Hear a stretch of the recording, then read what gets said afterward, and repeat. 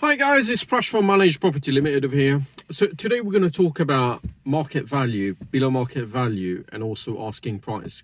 Because I had some of you calling me and getting a bit confused about this. So what is the market value? So the market value is the value of a property around an area or on a street, right? Which is different to an asking price. So the way that we know what's the average market value is you would try to use some comparables. So the way that we do it, if ever we're new to property, if you're a first-time buyer, you'll tend to use Rightmove or Zoopla. We will look at properties that recently sold, nearly of the same characteristics. So i.e., in the example I'm going to use, it's a 3-bedroom house terrace, and then you'll look at the first quarter mile, just to see what's closer to your place, and then you will look at half a mile, and then see whether you've got other comparables. Now, when we do that, especially when we're using half a mile one, we just need to make sure that we understand our area, because in some places there will be roads which is quite close to each other, but then the value of the property changes. It could be a very niche place where the value will be quite high, and it could be somewhere where you're looking at the properties are average, so therefore the expectation of the price will be different, which is great.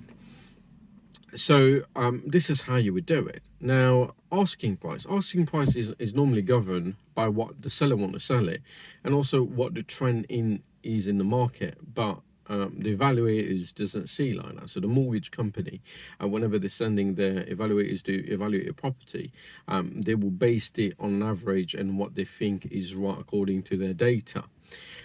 So people that are in properties will tend to pay subscription services to be able to get a bit close to the realistic market value, so that whenever we're placing offers, we know what kind of a deal there is, so that we know how much money is in there, or if we need to take out more money out of our pocket if ever we're after a property going with the asking price.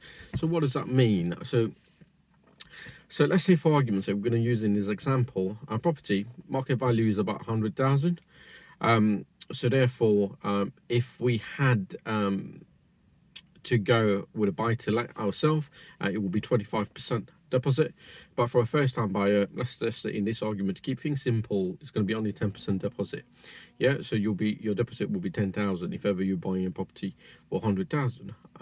So now let's just say that the property that you've seen is 120,000. So what would that mean is, whenever the evaluator would go and do the evaluation, they would turn around and say, you know what, the property is only worth 100,000, so we'll give you a mortgage of only 100,000. So therefore the bank would issue a 90% loan to value, which is only 90,000.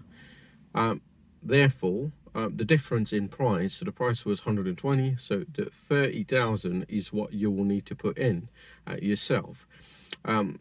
And if you've not planned for that, then that can catch you out. And bearing in mind, this is without your mortgage fees, your surveyors, your lawyers, and all the fees that's included in there. So that gives you a bit of a gist, what is asking price and market value.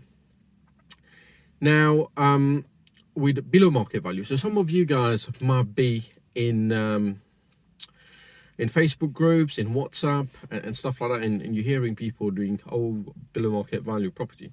Now, we need to understand what below market value is, to be honest. So a real good below market value would be a property which is, let's say in this case, will be 80,000. So the average value is 100,000. So you're getting a property from a deal sourcer, or from the estate agent, which is at 80,000. Now, why is it 80,000? Is it because we need to do some refurb and stuff? And in reality, that's what you really want. You want to get a property which is below market value, so that you can add a bit of value, it would appreciate, and then you can reinvest that equity somewhere else. And this is how you look at it. Now, when you look at below market value, you just need to do a bit of your due diligence, because there are some great deal sources out there that will give you some very good deals, but their prices are not cheap. They will charge you premium price, i.e., your 10 grand, your 5 grand type of fees, and even more, some of them would charge you a percentage rate. So these are the people that, you know, if I had to get a deal source property, I would tend to go with these guys, because, you know, they would have done their due diligence and stuff, and they're reputable people. So if you're a first-time buyer and if you're thinking about doing that, make sure you do your checks, because some of these deal sources out there, at time will not tell you the true story of it. So if ever you need to do it before you make any payment, go and view the property, understand it. Same with estate agents. You know, whenever you're viewing your property, just do your research, understand, you know, why is that price, you know, what work have they done before, speak to people around you. What I tend to do is, at time, we tend to walk around the areas itself, go and speak to the local shops, news agent, best people to talk to, because it will tell you a lot of things about the area itself. And at time, if ever the landlord is there, you know, speak to them, or if you think a bit brave, speak to the neighbours, just get an understanding of what it is, and view a couple of properties around that house, so that you know how the area is. So I hope that helps some of you guys, and remove the confusion of market value and asking price. Okay, hope we'll have a good day.